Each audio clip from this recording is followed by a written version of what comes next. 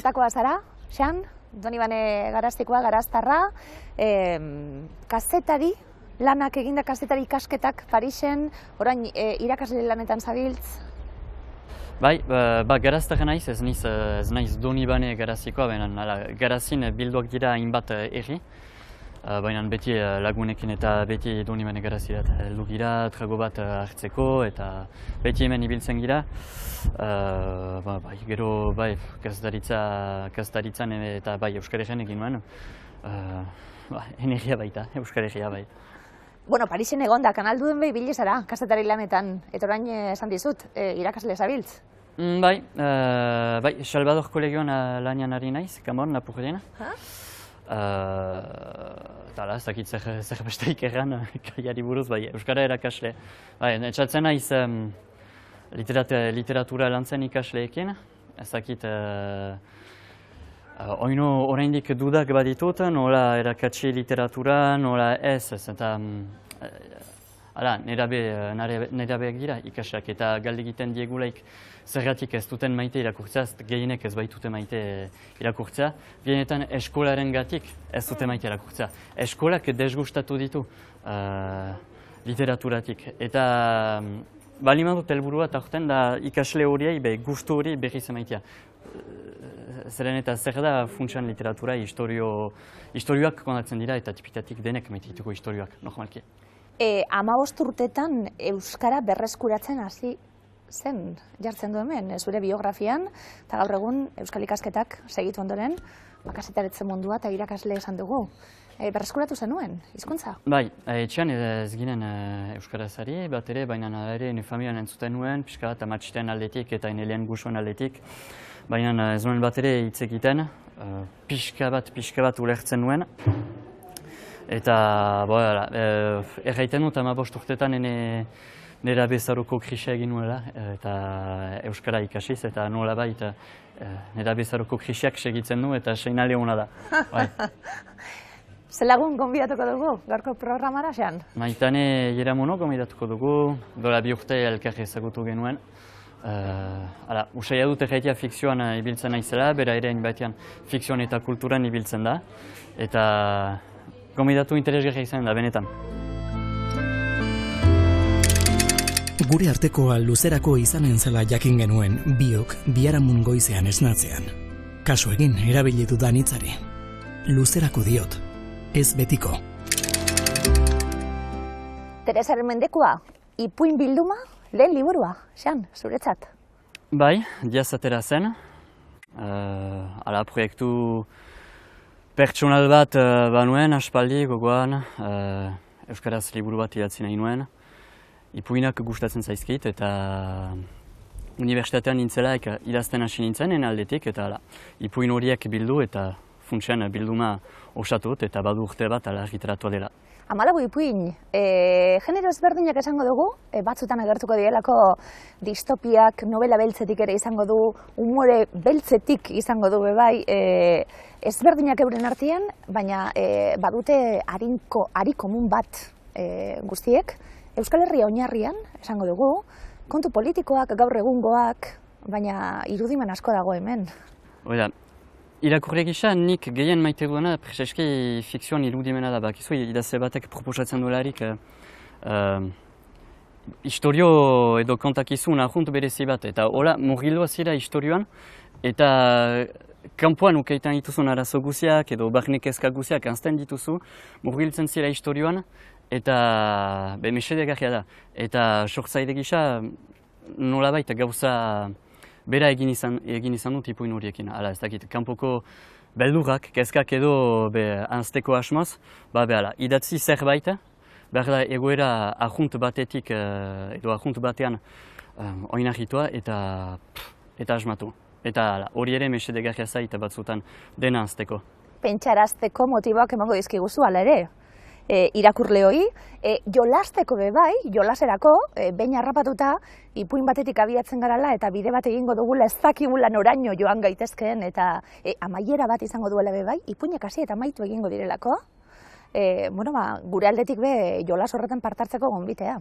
Bai, jakin behar da, sortzeko momentuan, ez naiz bat ere bertsolaria edo, baina gutxi gora bera, nik ere maite dut buruan bukaera izaitia, hasi baino lehen.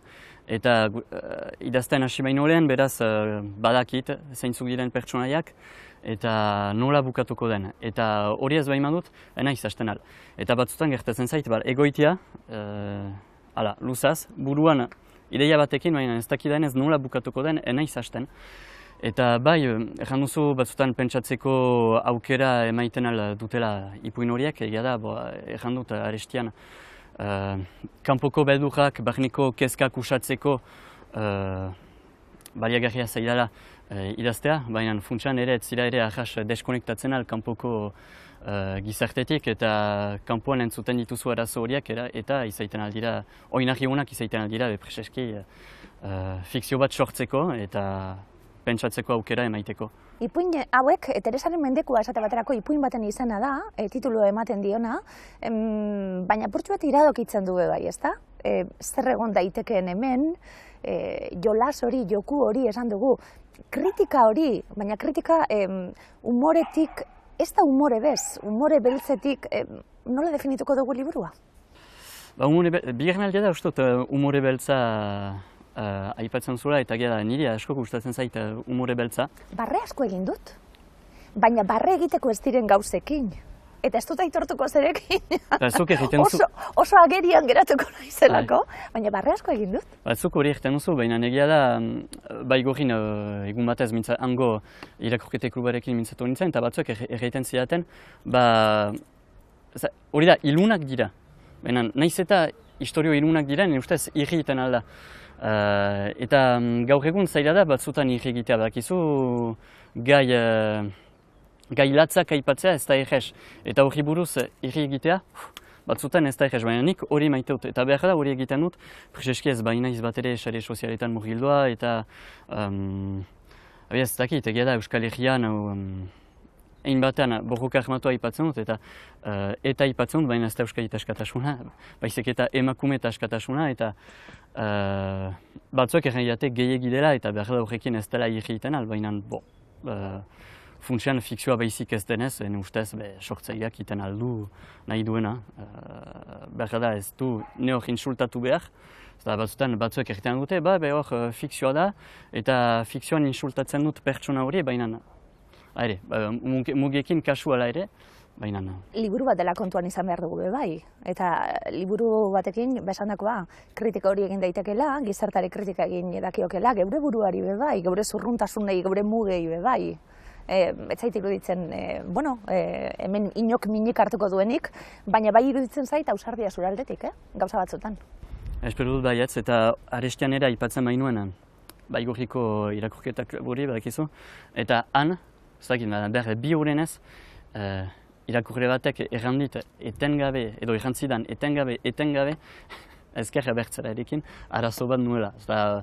Euskaldunak aipatzen ditut, eta pentsa daiteke, bai, ezker abertzaleko Euskaldunak dira, eta erten zidan etengabe, zuk zu arazo bat abertzalekin, ez dakit, edo behar bada, ikuspegi kritiko bat, behar bada deusetarako balioa ez duena, baina, Enuk esango, lerro artean irakurtzen dakienarentzat, enuk esango, ondoko ipuin honetan pertsonaia guztiak fikziozkoak dira, tarteka gertatzen da, izen eta bizenak agertuko direlako gauza askona, bertsolari asko, idazle askoren izenak bai, bizirik edo hilik den edonorekin antzekotasunik badago, kointzidentzia baino ez da izango, barneko salatzailean afartarra ipuinean esate baterako. Egan behar da, norden pertsonaia nagusia, ez da? Ez dugu esango, sorpresa hona hartzen dalako azkenien? Ados, egan behar da, egiten da, Nafarroako alkate ezagun batek, egan zuela egun batez, Nafarroan Euskal Imperialismoa bazela. Iruñeko alkateak esan zuen, bai ez da? Beraz, bere izena ez dugu eganen, baina begiraleak jakinen dute nortaz mintzo giren. Eta hala, duela ze 3 urte edo hola eztabaida bat izan zen eta iskanbila handia izan zen, Pirtx eta Purrutsek ezin izan baitzuten haien ikusgarria eman. Ikurriñarekin ere badakigu hango legeak zertan diren. Eta hala, Euskal Imperialismoa aipatzen zuen eta joetan manimazira Iruñarat eta ez dakizu ere nun eska dezakezun kafe bat euskaraz, eta berak Euskal Imperialismoa aipatzen dute, ados, nik ere Euskal Imperialismoa aipatzen dute ipuin hortan eta badalako konspirazio bat, abertzaleak badute konspirazio bat egiten dute, Euskal Herria euskalduntzeko eta aske izan da. Bardeetan izango da horrelako kanpamentu bat, zer kontatuko dut? Euskaldunak klonatzeko zentro bat ere egongo da. Divertitu naiz esan alde horretatik, claro, ideia horiek uztartuta liburuan, kritika da, gogoetarako da, hau guztia jolasa da, nola ulertu duzuzuk, sortzaile moduan? Bai, jostatzeko modu bat izan da. Bai, zinez, kritika tipi baten egiteko aukera izan dut idazterakoan, baina sustut jostatzeko modu bat. Erran bezala, barneko kezkak, kanpoko beldurrak eta horiek guziak anzteko, mai gainean ordenagailua ezagri, idatzi eta ahantzi. Gaur aurkeztuko deten liburue, orain dela urtebete irakurri nuen, eta barruak mugitzen ditu novela hoitako bat da. Izenburua Minan, eta Ibrahima Belde eta Amets Arzaiuzen liburua da. Beraiek idatzita. Ibrahima berez Ganako migrante bat da, eta liburu hortan bere bizitza kontatzen da. Beraz, novela erreala da, eta horrek asko hartzen du, irakurlea. Batez ere, bere historio propioa kontatzen du eta gogorra, migrante guztia bezala, bakoitza bere bizitza edukiko du, bere esperientzia, eta kasu honetan, kontatzen digu nola txikia zenen, aita hil eta lanen hasi beharra izan zula, eta etxetik aldegin eta lanen. Eta halako baten bere amak abisatzen dio, semea txikia, anai txikia, desagertu egin dela, eta Ibrahimek dana utzi eta bere anaitxoaren bila joeten da. Berez, izenburua Minan, Ganako hizkuntzan anai edo arreba txikia esan nahi du, hortik dator. Eta liburuan kontatzen da esperientzi latz hori, bizi izan zitunak, desertua zeharkatzen eta itsasoa, Mediterraneo itsasoa pasatzen Europara heldu arte. Bere esperientzia, bere sentimentuak oso gertuko egiten da liburua, eta edonorri alukatuko nioke, behin 16 urtetik aurrera edonork irakurtzeko laguntzen du gainea. Irakurrita gero begirada, migranterekiko begirada hori aldatu egiten da erabat. Lan handia eman dizun, galdetu behar dizut, suposatzen dut baietz, amaiera horiek, ipuin guztiek esan dugu, hasi eta amaitu egingo dira, eta ipuin guztiek, karo, non dago muga, ez da? Azten zara, ipuin bat irakurtzen, Gipuzkoako baserri batetik Donostira zoaz, frankismo garaian Franko ezagutuko duzu, estatu batuetan amaituko duzu, kartzela batetik ez egingo duzu, ez dago mugarik. Ipuinetan, lan handia dauka honek esan didazu, unibertsitate garaitik idazten, urteetako lana izango da, hau guztia, bilketa, bilduma hau guztia.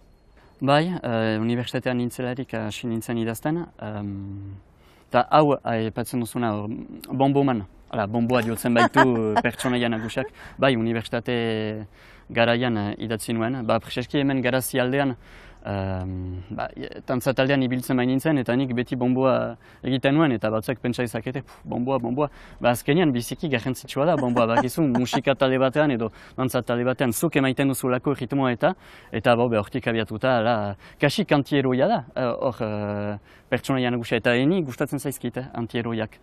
Elbizekin ere egongo da, esango dugu. Non dago muga? Claro, Frankorekin egongo da, Elbizekin egongo da, bueltatuko da Euskal Herrira, eta guztia, irakurle moduen bebai, irakurtzen hasten zara, eta ematen du oso normala dela guztia. Eta ez da. Baina nola dituko diogu honi? Fikzioa, zientzia fikzioa, ez dakit nola deitu, ez dakit etiketa jarri. Enioke zientzia fikzioa ezarriko, bez? Nola Ez esango dakit, dugu?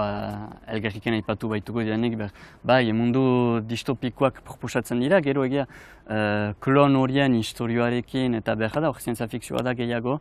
Gehienetan, ez dakit, bada egoera berezi bat, surrealista bat, eta hala,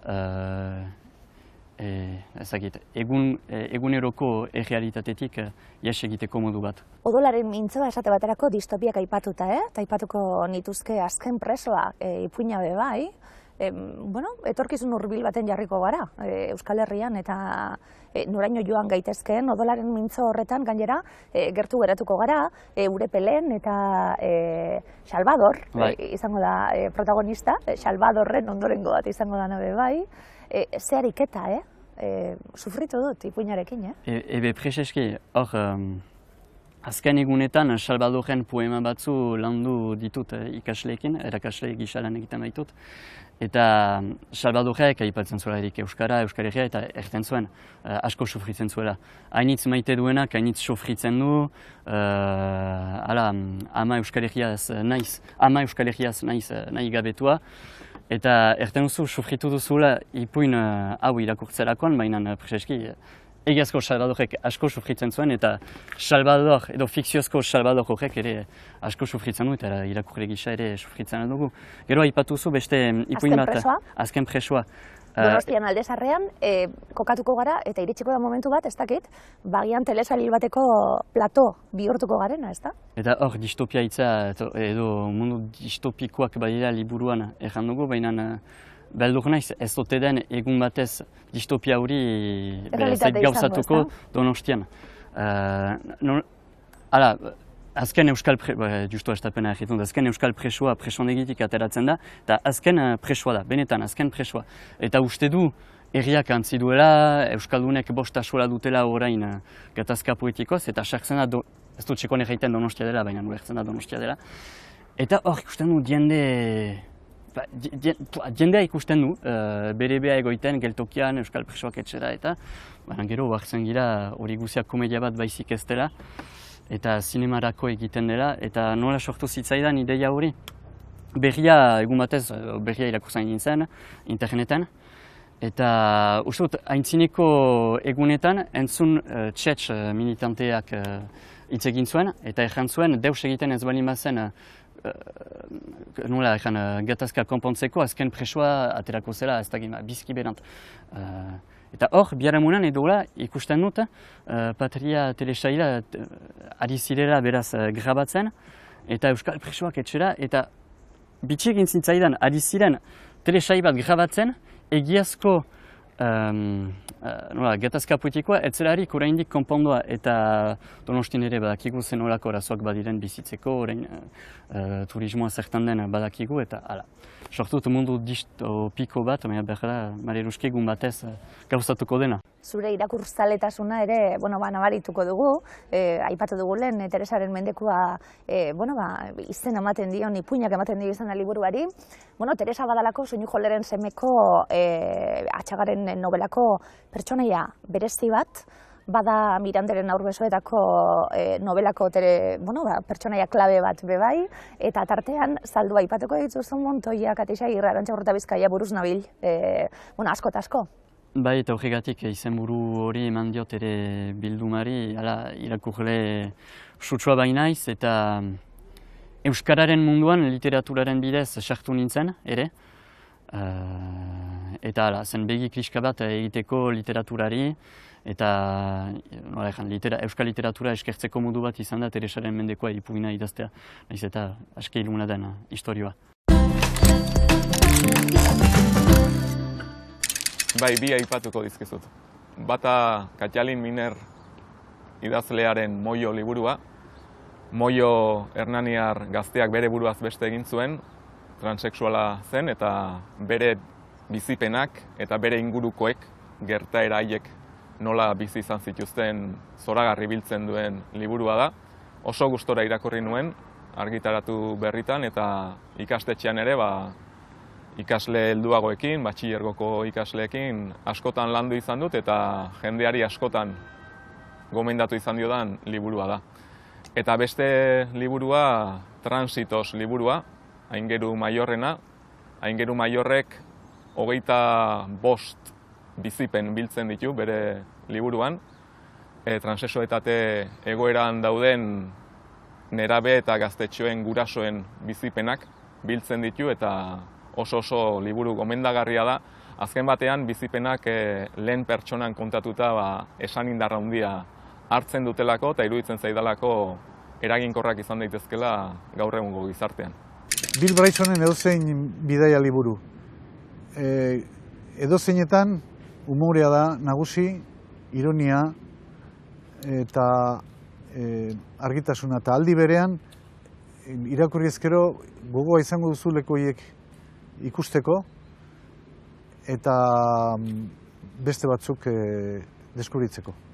Liburu hau gomendatu didate, baina ez zuen gomendiorik behar, nik Arkaitzkanok argitaratzen duen guztia irakurri eta irensten baitut berehala, ez? Arkaitzkanok hemen izugarrizko lana egiten du, kazetaritza metodoa erabiltzen du, Imanol Lartzabal kantari aski ezagunaren bizitza kontatzeko, elkarrizketa hoietan gauza batzuk egia dira, beste batzuk iritziak, beste batzuk gezurrak, Arkaitzkanok hori guztia hartu eta horrekin fikzio bat sortzen du eta eleberri bat sortzen du. Kazetari batentzako sakrilegioa litzateke hori, baina iruditzen zait ezinbestekoa dela errealitatea ezagutzeko horrelako liburuak irakurtzea, kazetaritzaz gain literaturak eta eleberriak ezinbestekoak direlako gure inguruaren eta gure gizartearen eta gure historiaren esentzia bera ulertzeko. Ainara Irazokik horrela sentitu du. Suizida dela ordizian fakirraren ondoan, Arakisan omenaldian abestea, jarrera kamikazea. Maitane, hementxe gabiltz saltxe askotan sartuta, bestak beste zuku gailua. Elkartea osatu duzue, eta zein da helburua? Beraz, osatu dute, zenta ni permanentianiz, baina duela 2 urte guti gora bera sortu zen zuku gailua, eta barne azkenean zinema munduko profesionalak biltzen dira, 14 dira. Eta azkenean kasik kate osoa bildua da, eta nik janen nuke trukatzeko gune bat dela zuku gailua, informazioak trukatzeko, eta ere saiatzeko beraz zinea garatzen hemen Iparraldean, eta hortarako 3 ardatz identifikatuak izan dira, eta horren inguruan lan egiten dugu. Hori sorkuntza bultzatzeko eta zinemaren ekoizpen kukaiteko hemen Iparraldean. Sareak sortu, sortzaile dela esan digusianek, liburu sortzailea, kasu honetan, irudiz egiten du lan Maitanek be bai, Xan, bion arteko lotura, nondik? Bai, fikzioaren bidez elgar ezagutu genuen, duela 2 urte eta koronavirusaren garaia zen, eta Maitane ibiltzen zen eta ibiltzen da beti pixka bat egiten da, bai, zinegin festivalaren baitan, Euskal zinemaren inguruko festival bat, azpagnen, eta ezin zen ediziorik egin. Eta beraz, ni garaian Kanalduden ari nintzen lanean, eta egin nuen halako edizio virtual bat, eta binak aurkeztu genuen. Eta hola elgar ezagutu genuen, eta oroitzapen, pentsatzen dut biak oroitzapen honak ditugula, eta personalki loriatu nintzen, eta bai, abentura edera izan zen. Hori da, abentura nik egin nuke, eta ez nuen inoiz aurkeztu programa bat, eta hor bilkura batean ginen, eta Xanek galditu dut, animatuko zira, hola lere zinegineko norbait izanen da, eta egin dut baietz, eta gero bilkura bukatu eta gintzen, ze egin dutan, zertan sartu niz. Eta hola, eta segitu dugu gero topaketak eta hola.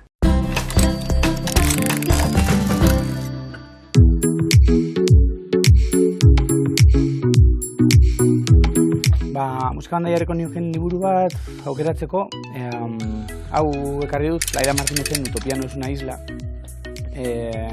Piskat, hitz egiten duenarengatik, bada piskat distopiari buruz, neoliberalismoaren distopiak asko garatu diren, eta aurreko mendeetan edo askoz gehiago lantzen ziren utopiak. Orduan egiten horrelako katalogo moduko bat, hainbat utopia, bai literaturakoak eta bai errealak eta bai tartekoak, hori buruz azalduz orduan geratzen da, ideologikoki interesatzen zait, baina oso liburu koloretsua da, toki askotatik pasatzen delako, eta bi ekarri ditut, ze naiz gai izan bakar bat aukeratzeko, ze batetik, isialdian asko irakurtzen dut, edo saiatzen gara seme-alabekin, eta orduan uda hontan, liburu honi kaina eman diogu da greziar mitoen horrelako bilduma bat, euskaraz, nahiko modu politean idatzia eta marrazkiekin da horrela, eta asko ibili gara horrekin. Eta gero egia esan, nik neuk aisialdian irakurtzeko normalean nire autua izaten da liburu astun xamarrak, igual egunerokoan irakurriko ez nituzkenak edo, esan nahi dute gehiago entxegua eta horrela. Ez da berez astuna, baina liburu ekarri dut, uda honetan irakurri dudalako, besterik gabe, Xabier Gantzarainen Zuloa. Hau da, euskal artisten azken hamarkadetako hainbat obrari buruzko iruzkina, komentarioak darlako memoria ariketa bat bezala, eta, uda honetan irakurri dudan liburutariko bat, Zuloa. Azkenan, erabaki nuen ez musikari bakar baten biografia ekartzea baizik, eta beste liburu bat oso interesgarria egiten zaidana da AACM, Chicago kolektiboari buruzko horrelako liburu mardul bat egin zuten jende batzuen artean, orain dela urte batzuk.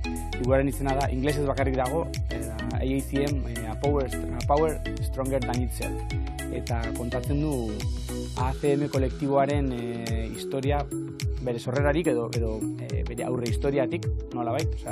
Mujal Abram pianista hasi zenean klaseak ematen beste musikari gazteei Chicagon, eta beraiek jazzaren mainstreamari edo egin zioten kritikatik nola hasi ziren konposatzeko eta improvisatzeko beste modu batzuk egiten. Orduan oso polita da liburua, batetik badu horrelako biografia kolektibo itxura bat, asko tokiz eta egoeraz asko aldatu zen laguntalde bat da, gainera orain arte, beraiek sortutako mito hori edo bizirik dagoena, ze musikari asko ere hori biltzen dira, eta orain jarraitzen dute lanean. Eta bestetik, musikari buruzko gogoeta sakon xamarrak eta ideia oso interesgarriak, musika eta komunitatea lotzen dituztenak, beti horri delako purian, ordan hori, AACM-en liburuan.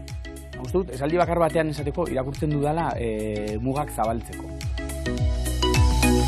Pelikula egin daiteke, xanen liburutik bai. Zer iritzi daukazu, Maitane, ipuin hauei buruz? Ez dut finitu, gero nik maite dutana liburu horrekin da bat hartzen alduzula, usten alduzu pixkat eta behiz etorri olako formatuekin biziki nola maite ditut olako formatuak horretarako. Eta gainera hori puinak baitira, beti itxoiten dugu bukaera bat ukaitzea. Pelikula bat edo serie bat edo Black Mirror bat edo hemen badago, Bai, bai. Eta beti bada nola sorpresa efektua. Eta nik hori maite dut bai zineman eta bai literaturan hori formatu laburragoak dira eta beraz eraikitzen duzu istorio bat eta ikusle edo irakurle gisa, akizu zeit ukanen duzula sorpresa, beraz bat hasten duzulaik, nik beden hola hartzen dut, sekatzen dut sorpresa hori. Ia ze izanen den azken hitza edo azken ideia. Ederra izango litzateke elkarlan bat be, bai, hor hasierako ideia bat izan duzu, ezta? Momentuz hortxe geratuta dagoen proiektua, baina xean? Bai, belen ipuina Elizaren bajenean irudietan ez egin nahi ginuen, labur metrai bat egin nahi ginuen, gero proiektua pausan den, ara ahun gelditua, momentukotz ez da bat ere gauzatua. Bai, bazen proiektua binaka zerbaiten egiteko hemengo ipuin batean oinahituz, bai. Azken aldean egia esan gutxi. Lehen gehiago, orain denbora gutxiago, aurrekin eta denbora gutxi orain, baina hilabetean igual 2 liburu edo. Hilabetero 3-4 liburu bai. Orain gutxi, ez dauka denbora askorik, garai batean pilo bat, baina orain, ez dakit. Urtean 2 liburu irakurtzen baitut asko. Egia esan gutxitan, ez dut asko irakurtzen, gehienetan izaten da, adibidez kurtsoan eta hola bilatzen dizkigutenak irakurtzeko. Egia esan eleberriak, gehiago gustatzen zait, aria jarraitzea eta edozen momentuan hartzea eta beste puntutu batetik hastea eleberriren bat edo lako zerbait gehiago gustatzen zait. Ipuin bildumak esango nuke. Hala ere ez da seguramente popularrena, baina normalean ere leku batetik bestera irakurtzeko zerbait laburra oso gomendagarri izaten da. Eleberriak, bai, eleberriak. Ipuina gutxi irakurtzen ditut, gaztetan asko, txikitan, gaur egunez. Ipuinak hobeto. Motzak dialako eta hola hasi eta bukatu albezain laizter. Iaz, Almudena Grandesen liburuak irakurri nituen, Gerra Zibilari buruz, eta hor personaia beldurgarri asko agertzen da, batez ere militarrak eta azken errepresio frankistari lotutako personaiak. Segon liburu bat, minan uste dut zela, Afrikar mutil batena, eta kontatzen zuela kartzel batean sartzen zuten, eta hango kartzelan lan egiten zuten jendea oso mehatxoak egiten zituztela eta jendeat gaixitaratzen zutela. Farrez bai, bere garaian Rebelión Milagros liburu bat. John Nicholsona, baina nomen dela urte asko, Farrazko inon. Hombre, negarrarazi... Ez naiz oso negartia eta iasan ez na hola libururik negarrarazi edo negar gogori atera. Bueno, ez penaz, baina bai barrez, El silencio de Ciudad Blanca, oso txarra irutu zituelako. Literatura izan daiteke, Maitan inspirazio iturri hori bai, ezta? Eta nondik gatozen eta apurtxuet kontuan izan da, baina esan dako, gaur egunean gaude, gaur eguneko ikuspegiarekin, gaur eguneko munduan, eta horren gogoeta egiteko, bestak beste badaukazu proiektu bat eskuartien, Gabriel Arestiren nire aitaren etxea, poematik abiatu, eta gaur egun etxe bizitzarekin gertatzen dena kontatzeko esate baterako hemen. Bai, proiektu hori sortu da Eskozian nintzelaik. Nituen gogoeta batzuk etxe bizitzari edo etxe bizitzaren inguruan eta dena. Eta beraz, olerki hori nuen buruan, jada topatu nuen beste laburmetraia batean, Miren Txulo Jarteren laburmetraia hortan, eta gogoan nuen zerbaiten pentsatzeko. Gero, obrak egiten ditu delaik egia biziki prozesuan pentsatuak dira, beraz joaiten niz eta azkenean bidea elkarrekin egiten dugu. Bai proiektua edo obra ez dakit nola deitzen den, hor ari delaik eraikitzen. Beraz momentuz performantzetan niz. Azkenean ekintza batzuk pentsatzen ditut, ekintza horiek grabatuak dira. Gero filmo jentzat baditute argazkiak, bideoak, zenta manifak edo pintadak grabatu ditut. Beraz, badut materiala eta performantzak bukatu eta hasiko niz, beraz, muntaketa hortan eta hor eraikiko da pixkat filma eta ez dakit bukatuko den edo gehiago enetakoen ustez filmak dira pixkaten gogoetak ateratzeko edo idazteko eta beraz ez da inoiz finitzen azkenean. Behar behiz hartzen bali badut materiala bi urteren buru ez da behedina izanen. Ondori bat atarako dugu, honekin guztiarekin eta berba egin eta gero solas egin eta gero batera, mugak apurtu ez da? Muga danak, fizikuek, errepidekuek eta sortze lanetan agertzen direnak eta orain arte beraikita izan ditugunak, Xan, mugak apurtu? Bai, fikzioak ez ditu mugak ezagutzen, normalki. Fikzioa baita eta gero Euskal Herrian muga horiak aipatzen ditugunean, igarria zaigula, badugu arazo bat mugekin guk. Eta justu espero dut fikzioan muga horiak, nik ene ustez, pentsatzen dut muga horiak behitugula apurtu beden fikzioan, bederen. Fikzioan eta hori fisikoak ere psikologikoak enetako. Beraz nik segituko dut, ados nizurekin mugak apurtu behar direla eta ahreman aipatu dut lehen eta guai egin zubiak behar ditugula denetan.